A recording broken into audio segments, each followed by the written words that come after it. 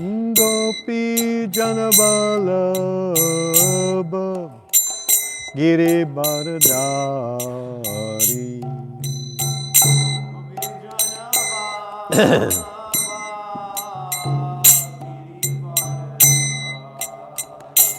Jai Gopi Janabalabha Giri Bharadari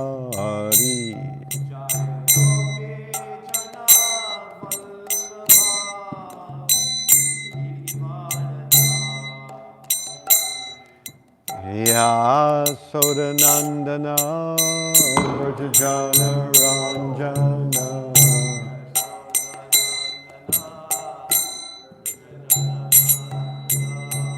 Yasodanandana Vrtajana Ranjana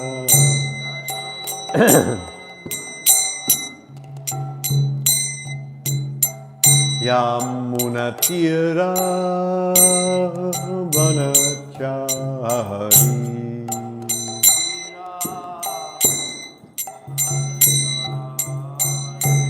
Yamunatira Vanachari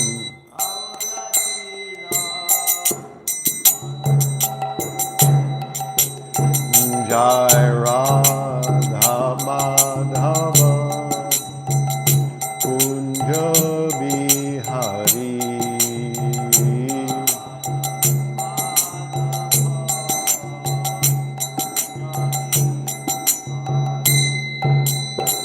Hare Krishna Hare Krishna Krishna Krishna Hare Hare Hare Ramo Hare Ramo Rama Rama Hare Hare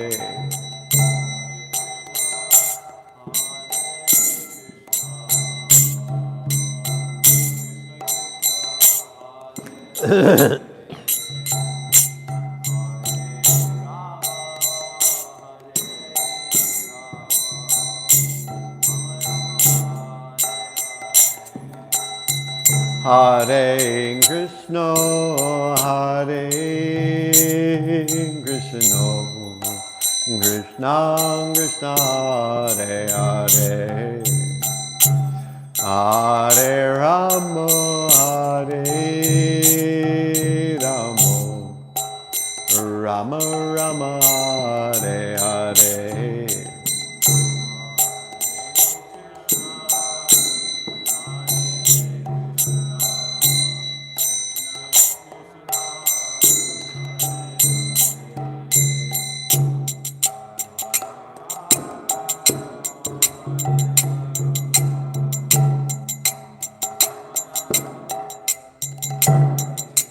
Hare Krishna, Hare Krishna, Krishna Krishna, Hare Hare, Hare Rama, Hare Rama, Rama Rama, Hare Hare.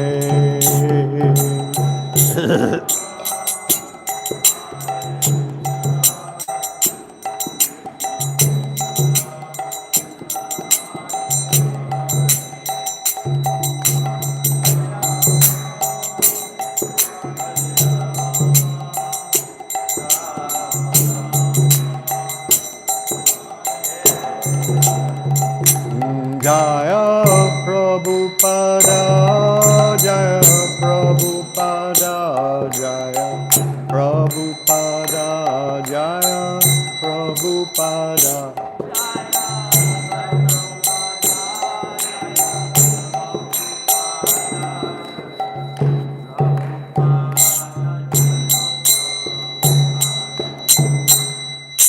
Jai Vishnupad Paramhamsa Parvajikacharya Atto Tadasata Shri Śrīmad Divine Grace A.C. Bhaktivedanta Swami Prabhupada Ki Ananta Koti Vaishnavrinda Ki Granthred Śhrīmad-Bhāgavatam Ki Samveda Bhaktivinoda Ki Gaur Premanandi. All glories to the Assembled Devotees. All glories to the Assembled Devotees. All glories to the Assembled Devotees. All glories to Shri Shri Guru and Shri Gauranga.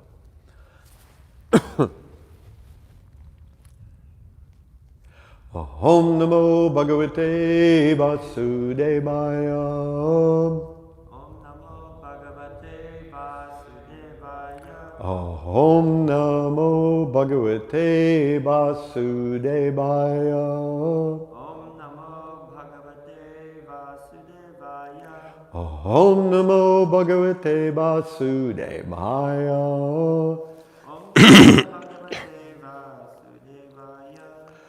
Om Ajnanatimidandasya Gananjana Shalakaya Chakshur Anmilitam Yena Tasmai Shri Gurave Namaha Shri Chaitanya Manobhishtam Shtapitam Yena Bhutale Swayam Rupa Kadamayam Dadati Swapadantikam Vandehang Shri Guru Shri Yuta Pada Kamalam Shri Gurun Vaishnavams Cha Shri Rupam Sagrajatam Sahagana Raghunatan Bidam Tam Sajivam Sadvaitam Savadhunam Parijana Sahitam Krishna Chaitanya Devam Shri Radha Krishna Padan Sahagana Lalita Shri Vishakhan Hey Krishna Karuna Sindho Dina Bandho Jagatpate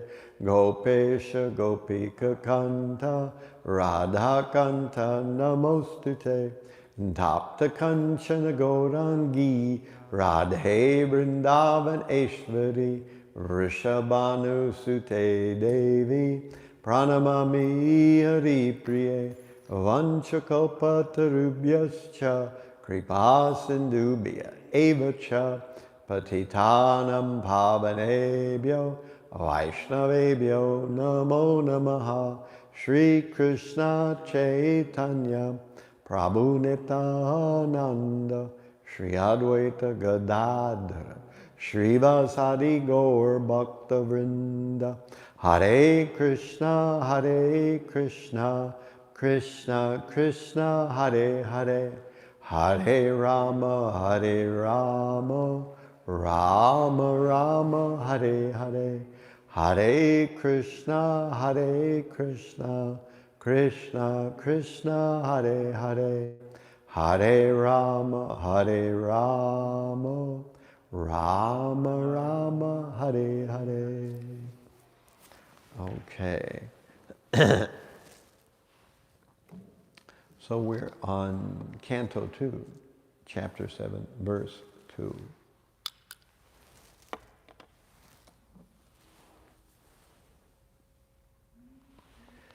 Jaturucher ajanayat sumanya yugna. Jaturucher ajanayat suyaman suyagya.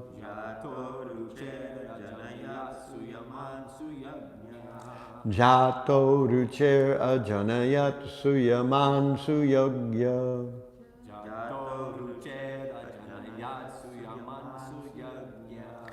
Akuti sunur amaran atadakshinayam.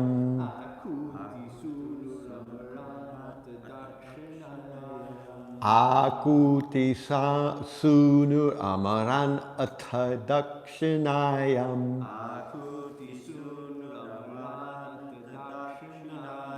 Loka trayasya mahatim aharadyad artim.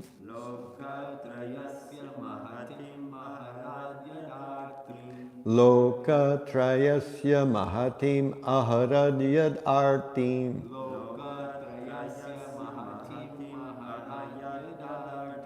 Swayambhuvena manana hariritya kun anukta.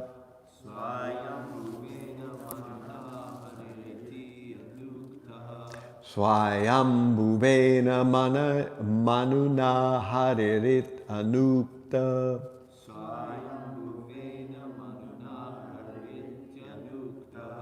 Jato rucher ajanayat suyaman suyagya.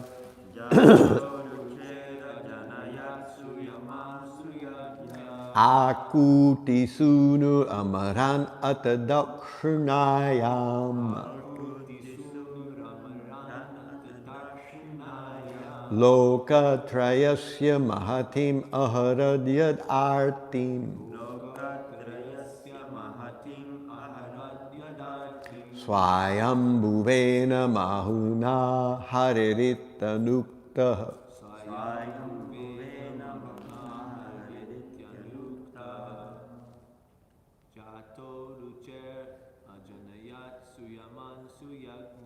Jato rucher ajanayat suyaman suyagya.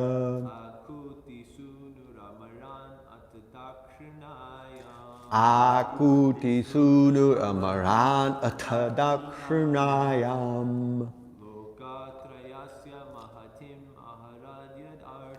Lokatrayasya mahatim aharadyad artim.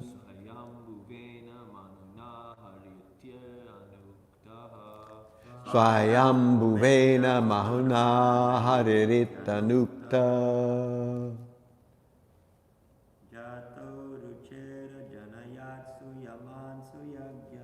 Jato ruchir ajanayat suyaman suyagya.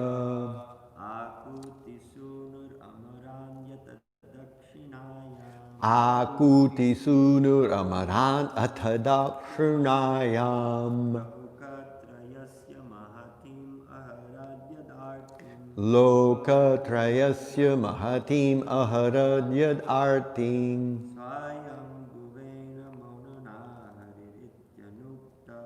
Swayambhuvena manuna haririttanukta.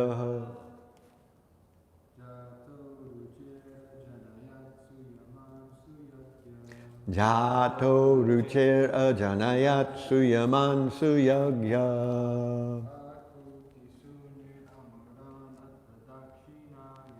Akuti sunu amaran atadakshinayam.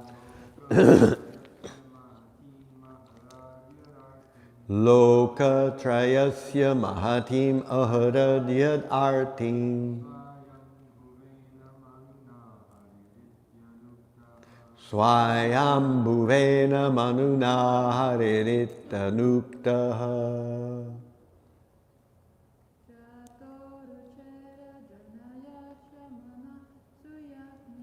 Jatu ruchera janayat suyaman suyagya.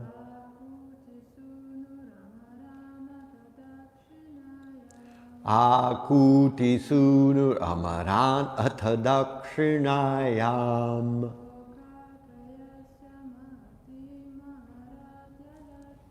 Lokatrayasya mahatim aharadyad artim.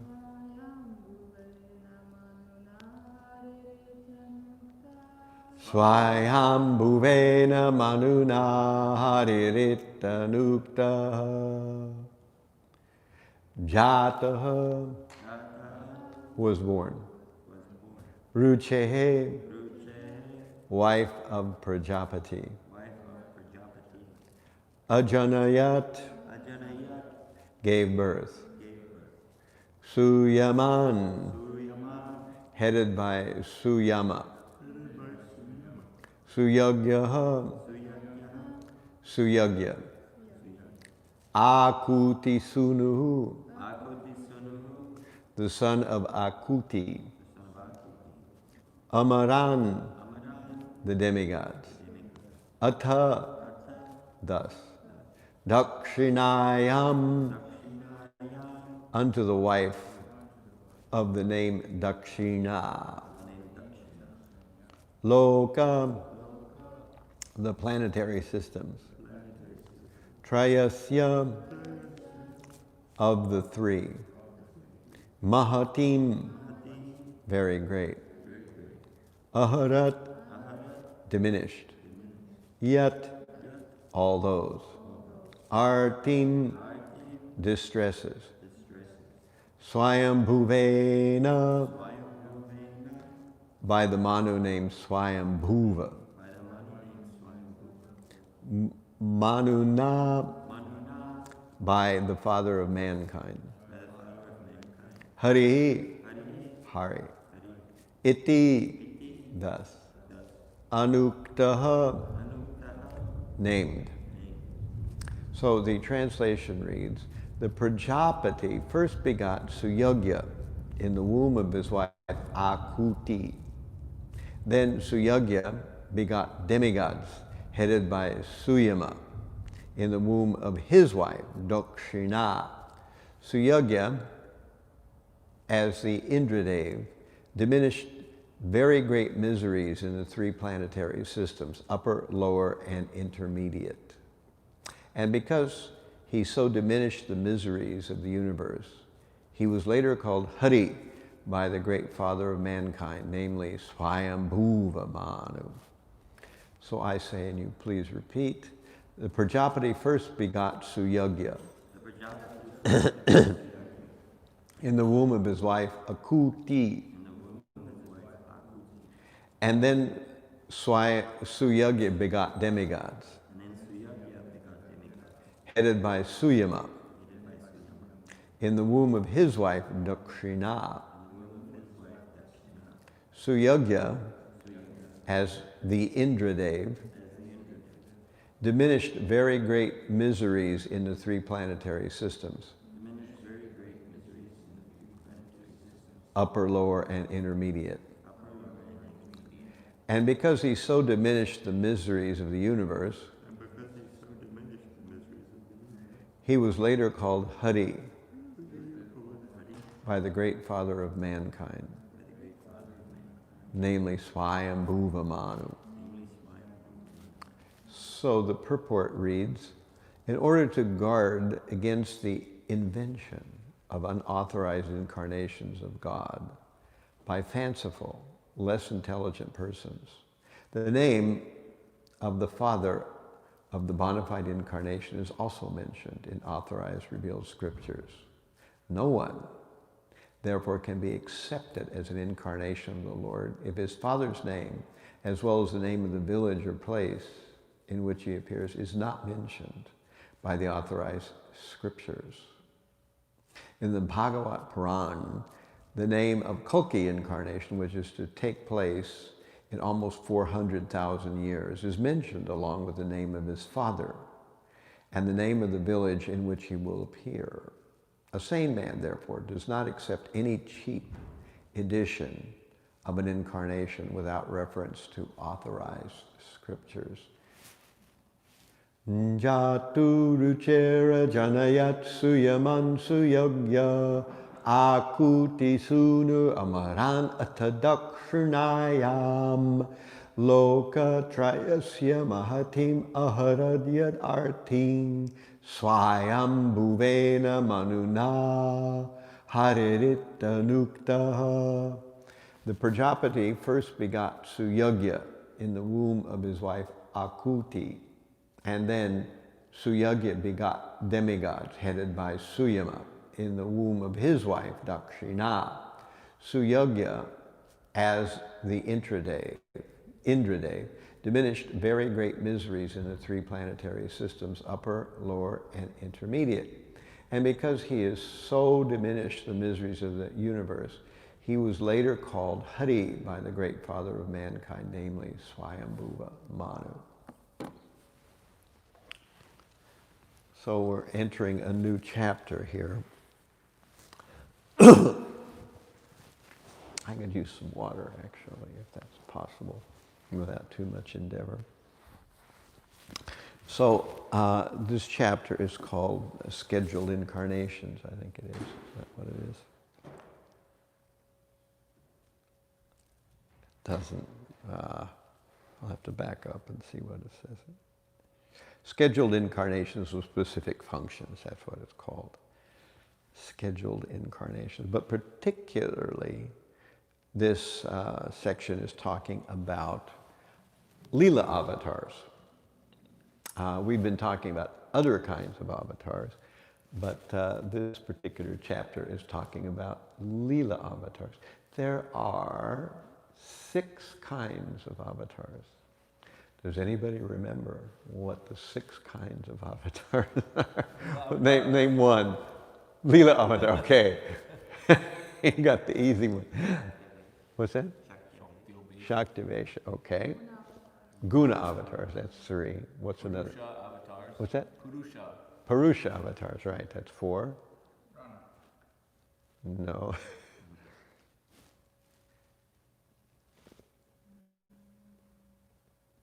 Manvantars. Manvantara Avatars, that's the one that's kind of hard to get. And the last one is, it's the one that I always forget too for some reason, Yuga Avatars. You know, it's dirt simple, but you know, for some reason that one doesn't stick in. There's overlap between these 6. Some are fall into more than one category. So we've got, you know, the Purusha avatars, the Guna avatars, the Leela avatars, the Manvantara avatars, the Yuga avatars, and Shaktivesha avatars. So all these different kinds of avatars are expansions of the Supreme Lord. The Purusha avatars do what? Create and maintain the universe. Right. They're the ones who expand, starting with Mahavishnu, Garbha Vishnu, and Kshirodakshaya Vishnu. So we have the Purushas. The Guna avatars do what?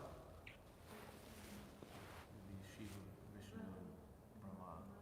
Yeah, and what is that? Creation, making, destruction. Well, right. So they're in charge of the 3 gunas. Visada. So that's why they're called guna. There's only 3 of them, and there's only 3 of the Purusha avatars. So that's a closed and small set. Then we have the Leela avatars. And what do the Leela avatars do? Thank you. What's that? Reincarnations of the Lord who Mostly, pastimes. Yeah, they have pastimes. They're not. help keep the creation and the demons at bay and keep the creation going forward steadily. Well, mostly the Leela avatars are just having fun. That's their business. They're not really performing any function other than enjoying themselves in the material world. So we have various, and that's the categories we're talking about today. And then we have the Manvantara Avatars. That's a weird one. If I remember correctly, Manvantara Avatars are specific avatars that come in the duration of the various manus. You know, there are 14 manus in a day of Brahma. So in each manu there are some special incarnations that come, and they're called Manvantara Avatars. Then we have Yuga Avatars, and what's their function? What's that? That's right, to propagate the Yuga Dharma. So Yuga Avatars come to propagate the Yuga Dharma. That's their function. And then we have finally the Purusha, not the Purusha, but the Shaktivesha avatars. And what are they? Empowered by the Lord with a specific potency for Right. certain services. And most of the time they are not direct Vishnu tattva, but they are Jiva tattva, but given special potency by the Lord. So those are called Shaktivesha avatars. Shakti means power, Avesh means bestower, or, you know, being, you know, so they are beings who are empowered by the Supreme Lord. So in the previous chapter, we had read that the various incarnations are there to help the living beings. How does they say it here? I shall now state one after another the transcendental incarnations of the Lord known as Leela Avatars. Hearing of their activities counteracts all foul matters accumulated in the ear. These pastimes are pleasing to hear and are to be relished. Therefore, they are in my heart. So these avatars are there to counteract difficulties and problems in the material world just by hearing about their various pastimes. Of course, right away, we're being introduced to the family that we have not ever met. There's this huge universal family, and we have heard about them in the Vedic literature, but we've generally not met them, at least in this incarnation. So we have this idea of Prajapatis, and of course Prajapatis are progenitors, because after Brahma sets up the material universe, he does the second shift of creating the universal manifestation. So after he does his work, then he has to figure out how to populate the universe with living entities, because otherwise if the universe is just, rocks and stuff, there's no point. There should be something else in the universe, living entities. That's the whole purpose of the universe, is to be filled with living entities. And so in the beginning, Brahma creates first the 4 Kumaras, and he asks them to help him to create, and they refuse. And he is disturbed by that. And he's so disturbed that he creates another being, and that being is Shiva. And Shiva is also asked by Lord Brahma to help create living beings. But Lord Shiva creates very mode of ignorance, disturbing living beings who begin to tear up the universe even before anybody's done anything with it. And so therefore, Lord Brahma says, my dear Shiva, that'll be enough. That's pretty good. Just let it go at that, and just engage in meditation and don't create any more beings. We'll figure something else out. So Shiva is asked not to create any more beings. And then Brahma creates these 21 mind-born sons. So Brahma, as Prabhupada puts in the one purport, thank you very much, Hare Krishna. Brahma describes in one purport that, or Prabhupada describes, that Brahma is so powerful that he can create beings just from his mind. So he creates a whole bevy of living beings, various sages and the prachetas and all kinds of other things. And then these beings are, the intention is for them to populate the universe, and essentially they do. And it gets quite involved after that, So we have Swayambhuva Manu, who is the first of the 14 Manus, since there are 14 Manus in a day of Brahma, and a day of Brahma has 1,000 yuga cycles. If you divide 1,000 by 14, you get approximately 71.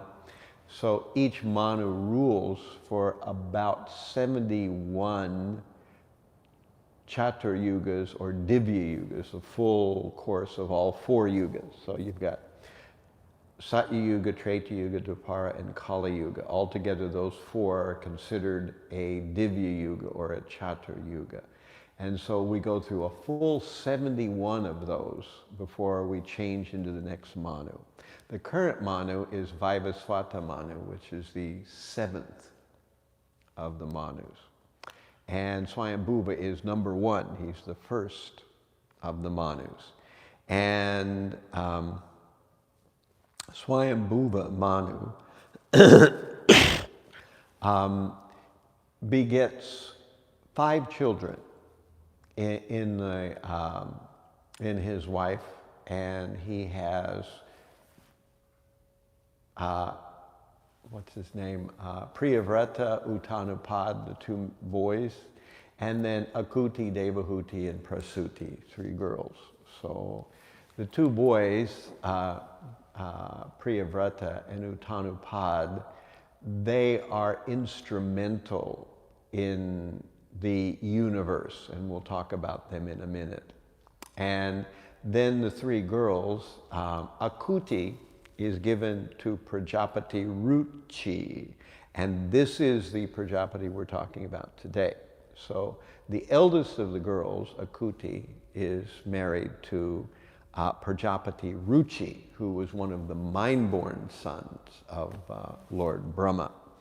And from Ruchi and Akuti, we have the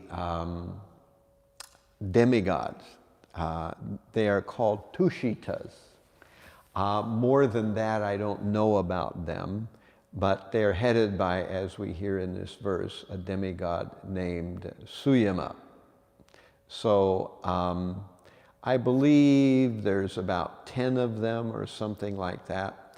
And this is the time when this is kind of the first, creation of some demigods, Demigods get created kind of at different times, and so do, for that matter, other classes of beings.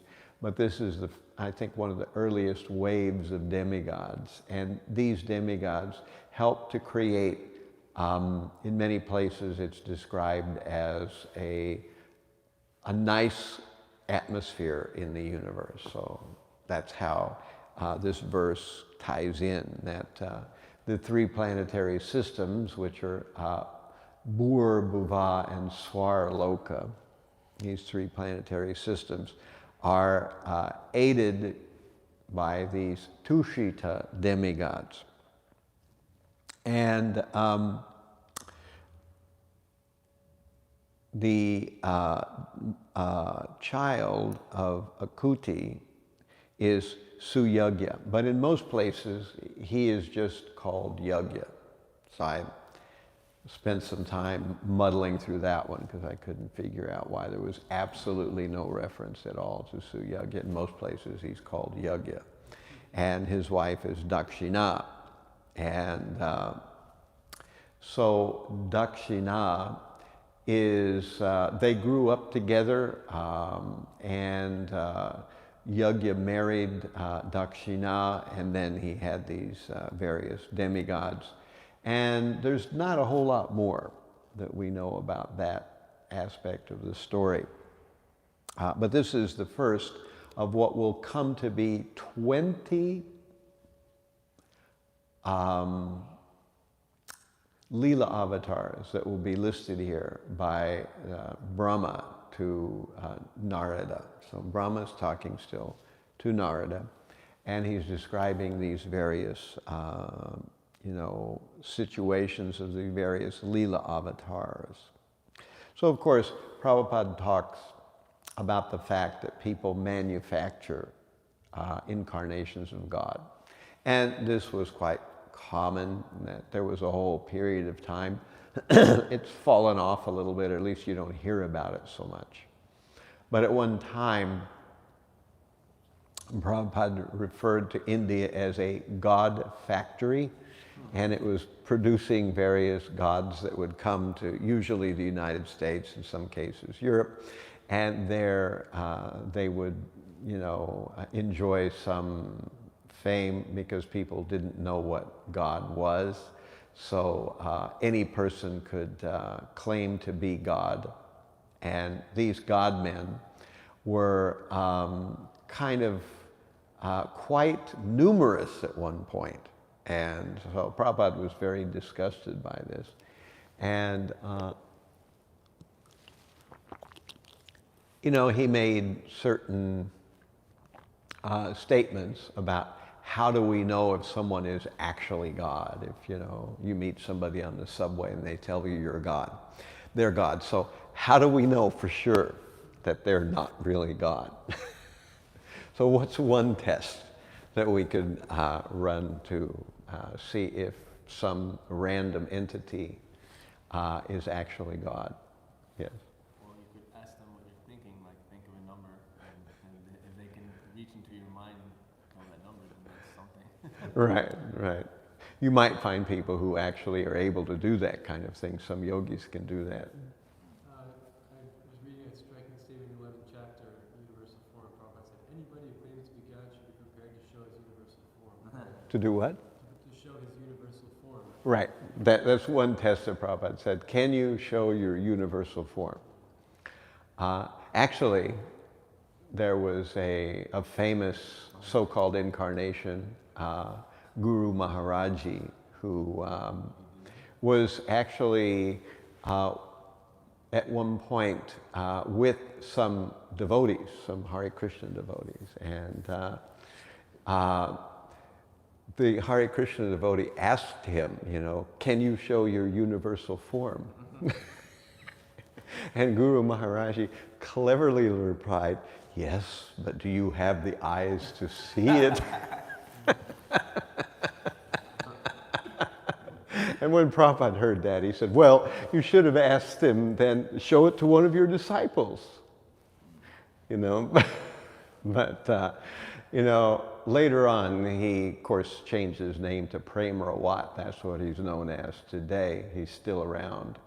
He was given the position of being God by his mother.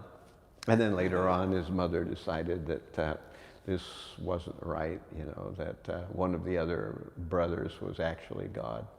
Anyway, it was a whole ridiculous thing that went on for a long time. But, we hear this kind of thing all the time.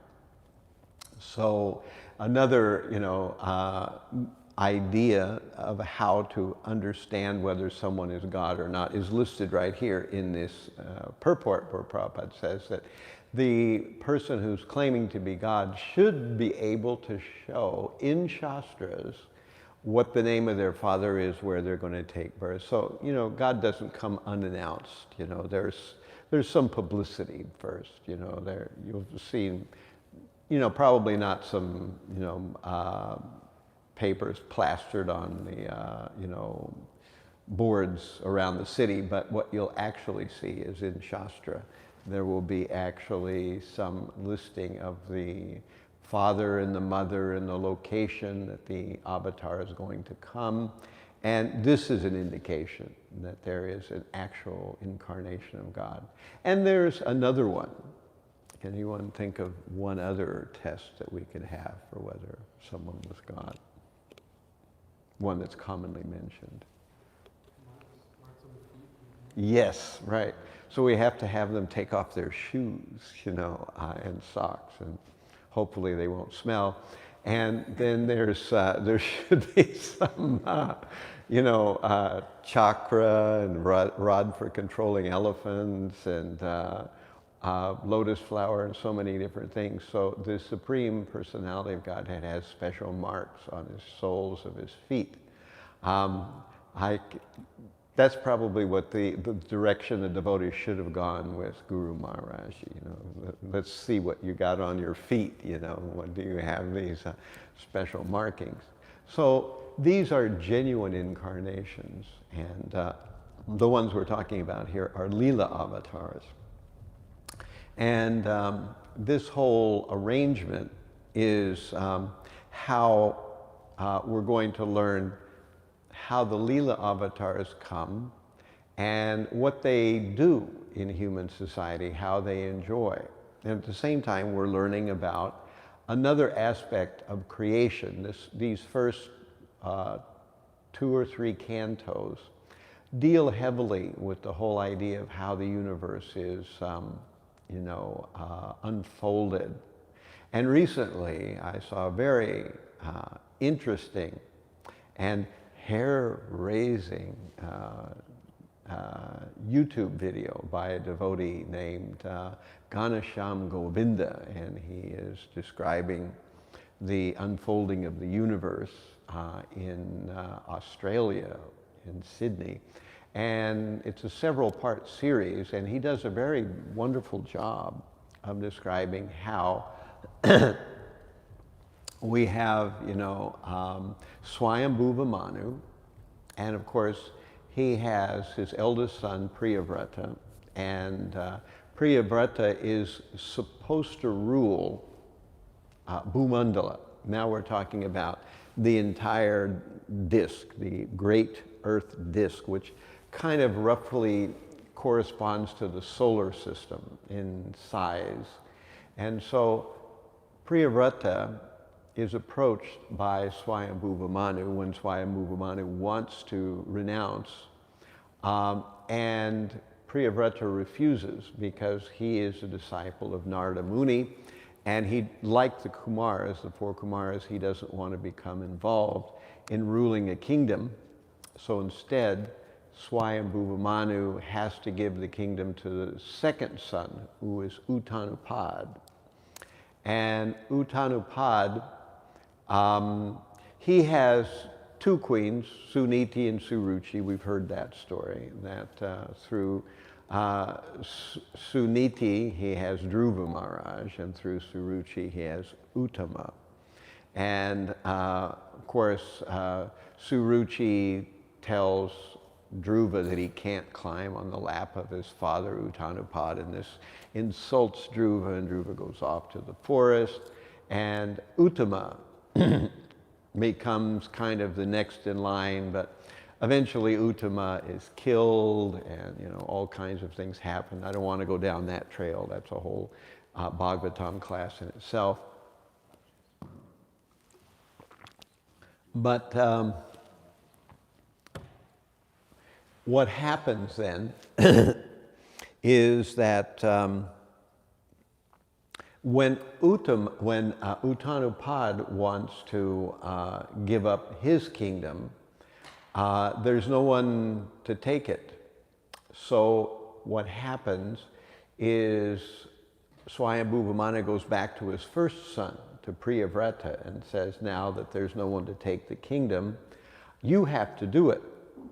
But Priyavrata is still not interested. He's performing austerities, chanting Hare Krishna, Hare Bol, and he can't be persuaded to take over the rule of Bhumandala, and somebody has to rule it. So what happens then is that Swayambhuva Manu appeals to Brahma, and Brahma comes down, and Brahma has a special talk with Priyavrata and says, my dear Priyavrata, we really need somebody to take charge of Bhumandala. It's a big place, and several 100 billion miles, and so somebody's got to rule over it.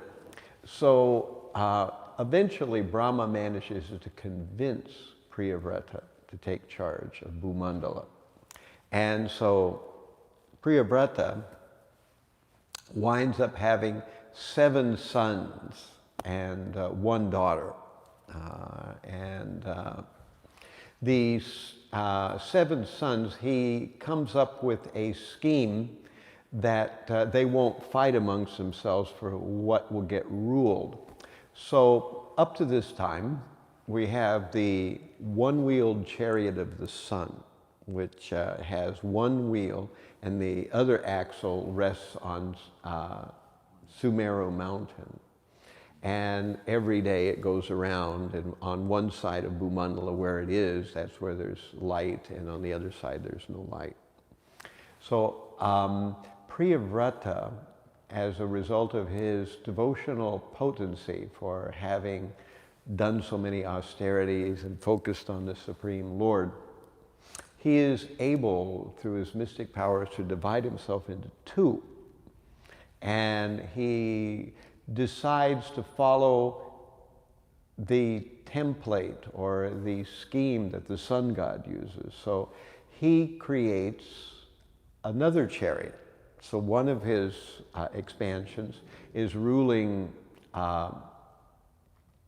Bhumandala, and the other expansion gets on a chariot which is smaller than the sun god's chariot.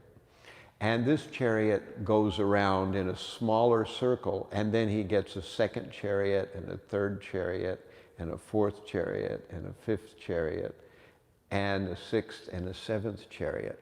And each of these chariots have wheels that are different sizes. And as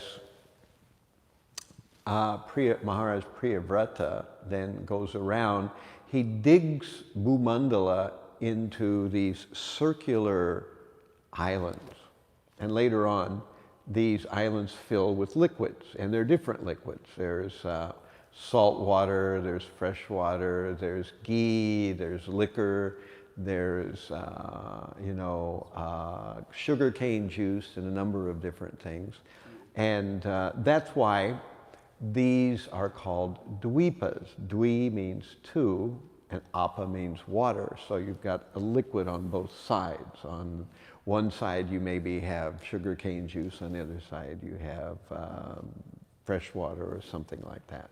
So you have these 7 islands and 7 oceans that surround the islands. And this is how Jambudvip went from being just one disk, one giant disk, to being like a target, with a center bullseye, and then you've got successive rings going out. And each of these islands was given to one of Priyavrata's sons. So Priyavrata ruled for a long time, and then eventually he ruled for 1.1 billion years. So that was the rule of Swayambhuva Manu. And then, I'm not Swayambhuva, but Priyavrata, Priyavrata.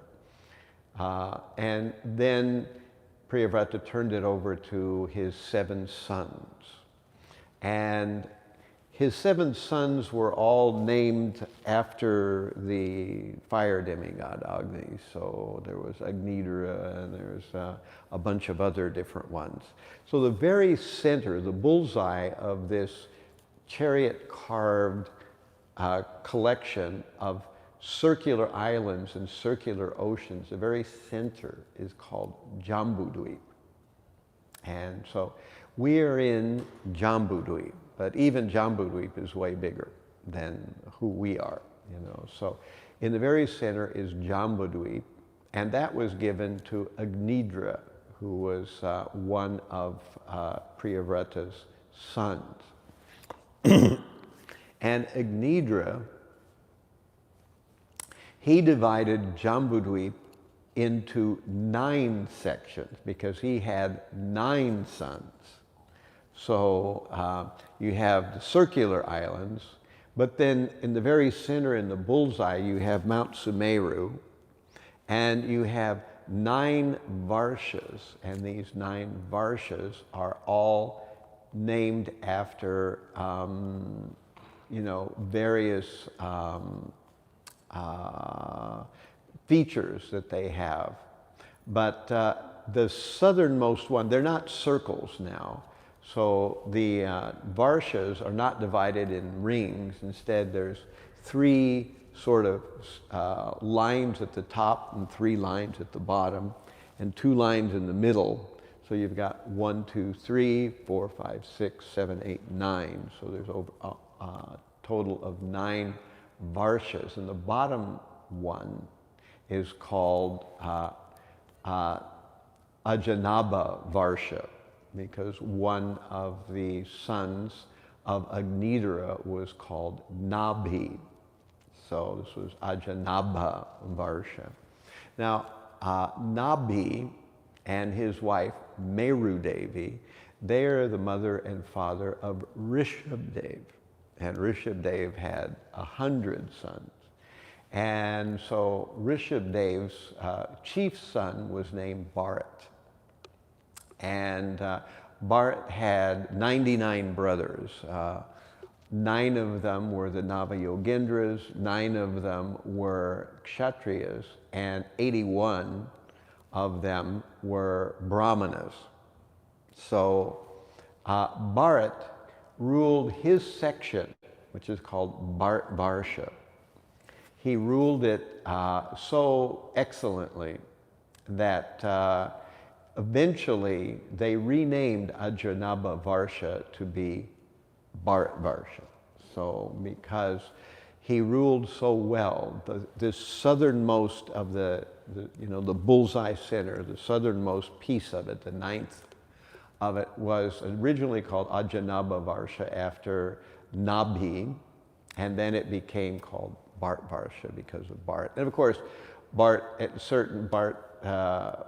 Maharaj decided to give up his kingdom and perform austerities. We know that story, that he went off and eventually got attracted to a deer and then became a deer, and later on became, after his incarnation as a deer, he became Jadabharat and so on and so forth. But that's a whole other story. So this Bharat, when he decided to go, he didn't turn it over to his children. Instead, he turned it over to his 9 brothers, who were the 9 Kshatriyas out of the whole group. So there was Bharat, which was 1, then you had 9 Yogendras, the Nava Yogendras, and you had 9 Kshatriyas, and you had 81 Brahmanas. So he turned it over to these 9 Kshatriyas. And he divided his 1/9 section into 9 more sections for these 9 brothers of his. And one of them was called Bharat Khanda. So we have a Bharat Varsha and we have a Bharat Khanda. And you might notice that when, someone like, Shobha Mai's husband, Nikunja Vihari does a yagya. In yagyas, they list, it's like when you perform a yagya, you have to do a GPS thing first. You have to say, we're Bhumandala, and we're in, Jambudweep, and we're in Bharat Varsha, then we're in Bharat Khanda. And so that's what you have to do, because the demigods, I guess they don't have good GPS systems there. They have to know exactly what the address is, or they arrive at the wrong spot. So anyway, this is how you do it. And in this Bharat Khanda of Bharat Varsha, that's where Bhugola is, or the earth sphere. It's located there.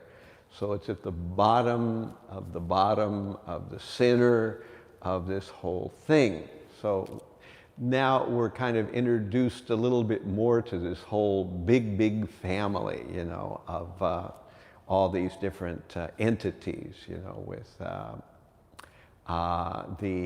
Bhumandala and Swayambhuva Manu, and then, he has 5 children, and Priyavrata has 7 children, and those 7 children get placed as rulers of the various dweepas, the various 7 dweepas. In the center there's Jambudweepa, and that was Ajanabha, or rather Agnidra, and Agnidra gets placed.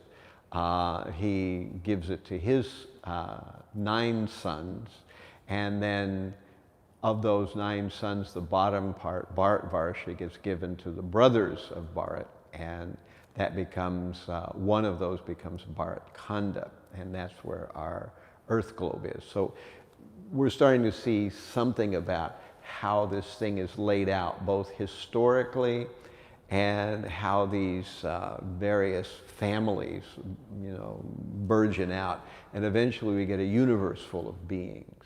So, any questions or comments? I'll leave some time for it. Yeah. What is Manu? Manu? That's good. Our English word man is a cognate of the Sanskrit word Manu. And Manu was a original progenitor of mankind. So Manu, there are 14 of them, starting with,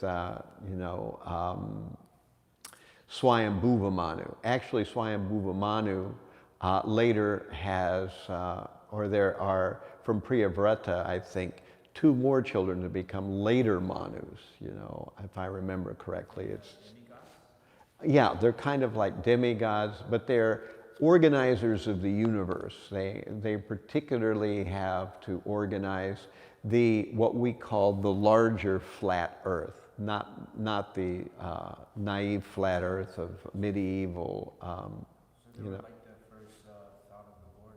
What's that? They were like the first thought of the Lord. Right. They're the first rulers, the first organizers of the earth. So Swayambhuva Manu, he was the first one. We're in the 7th one now, which is Vaivasvata.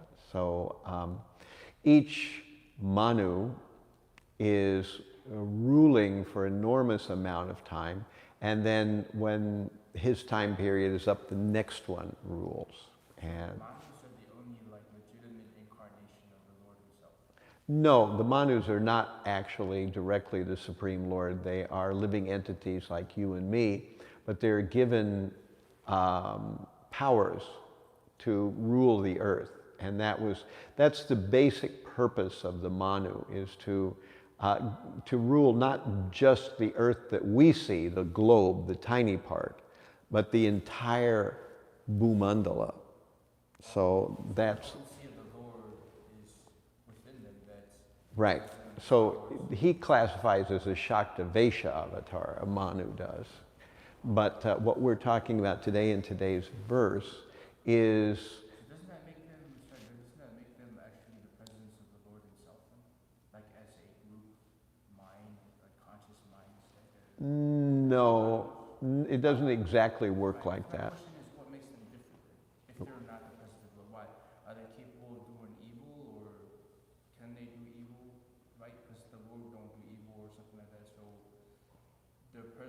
so I'm saying this, right? So the potency of the Lord is within them, and therefore I believe maybe that they are the presence of the Lord. But then you're saying that they're not. So I'm asking you, what is Right. the difference? Right. So we understand that there are various categories of being.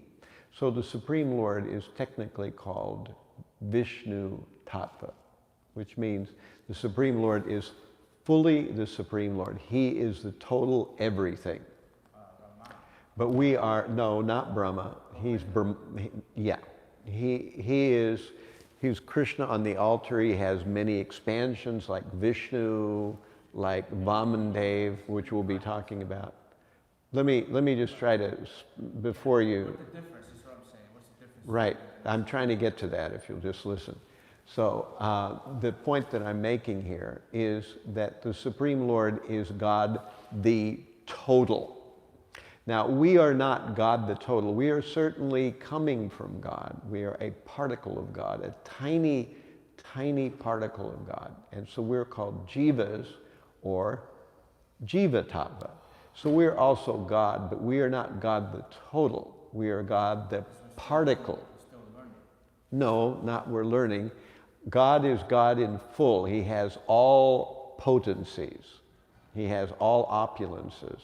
We are God, but we're only God in a tiny particle. And that means that we have the same qualities as God, but by no means the same potency as God. But it's interesting because I've been reading the Gita, and it's saying that, I'm in the chapter where it's talking about the essence of the soul and where it's the originator, right? And the way I understand it is that the original soul is the supreme head God, the super Right. And that we are, back to your point, we are just little particles of the Lord himself. And so, again, the question is, I guess what makes us different then is the fact that the Lord is the only good one while we are capable of doing evil. That what? That the Lord is like, so, okay, according to the Bhagavad Gita, it said the essence of the soul, right, is this, we are little particles of the Supreme Soul himself, the Godhead, Vishnu, Guru, and the Lord Sri Krishna. So, the question is then, what makes us different than him if we are a part of him in a larger aspect of life? If we are a bunch of mini little atoms with cells, right? Isn't that as a whole, as a conscious mindset that we are basically the presence of God himself? Well, the way it's described, Lord Chaitanya says we are simultaneously one and different from the Lord. Now, the Supreme Lord is the complete whole. He always is, always was, always will be the Supreme whole. He never comes under the control of Maya or illusion. He's always everywhere. He's always everything. He's always in charge of everything, and every possible thing comes from him. That's the Supreme Lord. Now, we will never be like that, but we are a particle of the Lord. There's a number of analogies that are used in the Vedic literature. One of them is you have a big fire, big bonfire, and a spark flies out of it. That's what we're like that tiny spark. We fly out and we can touch the ground and go out. Yeah, so we get caught up in the material world. Another analogy that's used is the body and the hand, that the hand is certainly a part of the body, but the hand is not the whole body. It's only a part.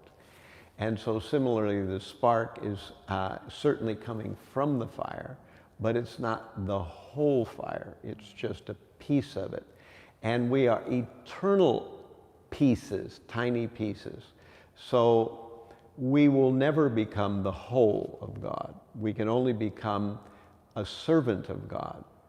So Lord Govinda, Vishnu, Sri Krishna, is he then limited or unlimited in possibilities? The Supreme is unlimited. Oh, okay, so he's unlimited. But then, you know what, never mind, Yeah, you have a question. So, Priyavrata, right, he had an instruction from Narada to stay renounced. That's right. Right, but also his father Brahma, or His grandfather, his bro. grandfather was telling him that he should have kids and get married and everything. Right. So how did he do both? What did he do? Well, he eventually had a family, so he chose to follow the instruction of Brahma, because he felt that that was what the Supreme wanted him to do in that case. So he had been, given spiritual knowledge by by Narada Muni. But I don't remember the whole story, and I don't know the whole details of the whole story, whether there was some conflict there or whatever it was. But originally, 2 times, Priyavrata deferred on becoming the ruler of the whole universe. So 2 times he deferred on it. And then only when he was approached, not by his father, Swayambhuva Manu, but when he was approached by Brahma, then he actually took up the role of administering the universe. And that was after his brother had already ruled it for a while. But at that point, Uttanapad was out of the picture. I forget what happened exactly there. Dhruva became, of course, he had a whole different thing, and Uttanapad's other son, Uttam, was killed. And so I think that was the issue. The Prachetas somehow figure into the mix too. I don't know how they figure into it, but somehow they were ruling the Bhumandala for a certain period of time. So they come directly from Brahma. And, well, actually, no, they come from someone who comes from Brahma. So the Prachetas also an unusual group of individuals. It's interesting how intricate the whole thing is and how many layers down it goes, but you begin to see how the whole thing evolves, you know. Of course, one may wonder, you know, how it is that somebody in, you know, the modern age could believe in a chariot digging circular holes and filling up with sugarcane juice and liquor and things like that. We don't see any of this.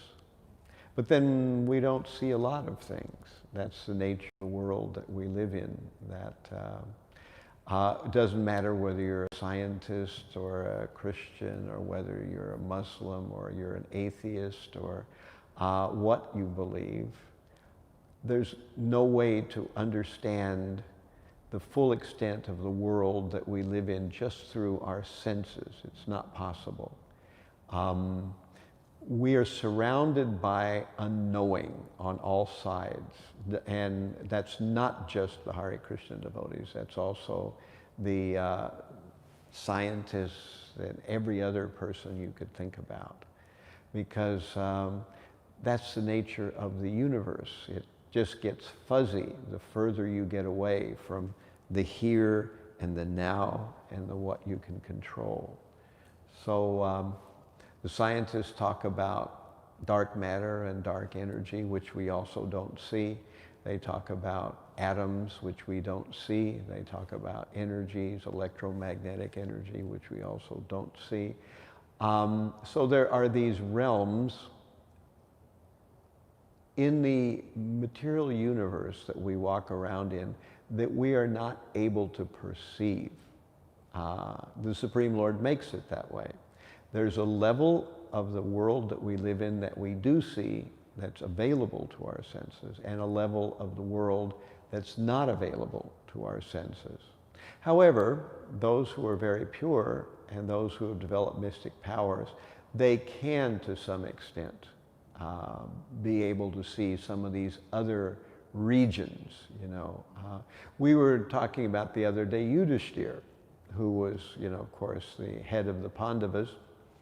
And when he toured his kingdom, when he was touring his kingdom, he was visiting some of these other places, like, you know, outside of just Bharat Khanda. He was visiting Ketu Malavarsha and some of these other places. So Yudhishthira was not just the king of the earth that we know, the globe, but also he was king in these other places too that are part of this realm that is completely invisible to us, the Bhumandala.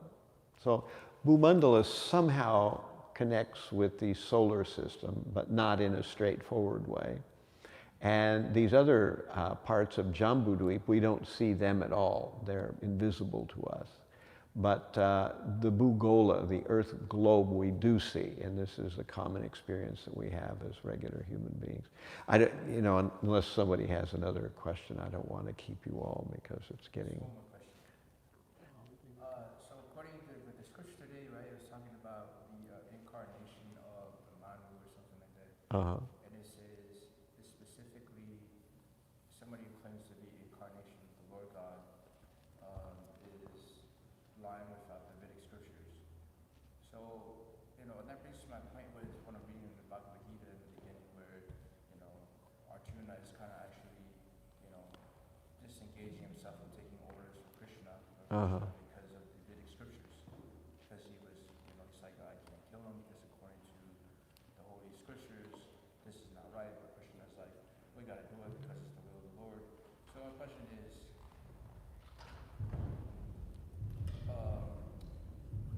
according to today's quote, that is that the incarnation of the Lord God is through the scriptures. So it kind of, to me, my question is kind of like, it's not really clear. It's kind of talking about one thing, but then not, you know.